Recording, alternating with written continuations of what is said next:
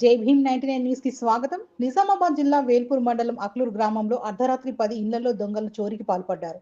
విషయం తెలుసుకున్న పోలీసులు సంఘటన స్థలానికి చేరుకున్నారు. ఈ సందర్భంగా సీఐ శ్రీధర్ రెడ్డి మీడియాతో మాట్లాడుతూ 5 ఇళ్లలో చోరీ జరిగిందన్నారు. మరో 5 ఇళ్లలోని చోరీకి దుండగులు ప్రయత్నించారని, ఆ 5 ఇళ్లలో ఎటువంటి నగదు విలువైన వస్తువులు పోలేదని చెప్పుకొచ్చారు.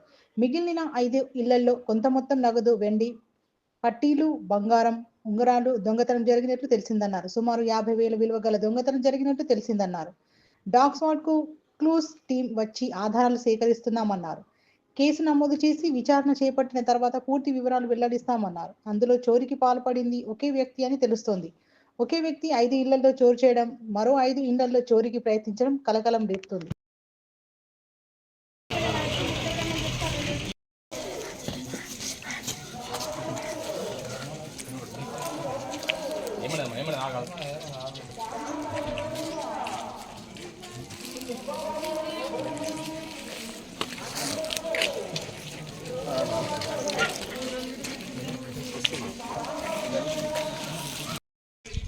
అక్లూరు గ్రామంలో నిన్న రాత్రి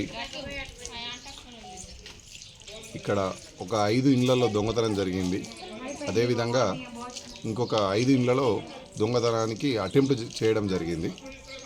ఒక 5 ఇళ్లలో ఎలాంటి నగదు కానీ విలువైన వస్తువులు కానీ పోలేదు. మిగిలిన 5 ఇళ్లలో ప్రతి ఇంట్లో కొన్ని ఇళ్లలో కొంత మొత్తం నగదు, కొన్ని ఇళ్లలో వెండి పట్టీలు, కొన్ని ఇళ్లలో చిన్న చిన్న బంగారు ఉంగరాలు దొంగతనం జరిగిందని ప్రాథమికంగా తెలిసింది.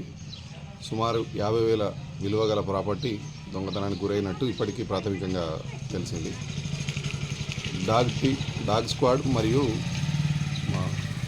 నిజామాబాద్ నుండి clues team, finger print team వచ్చి ఆధారాలు సేకరించడం జరుగుతుంది.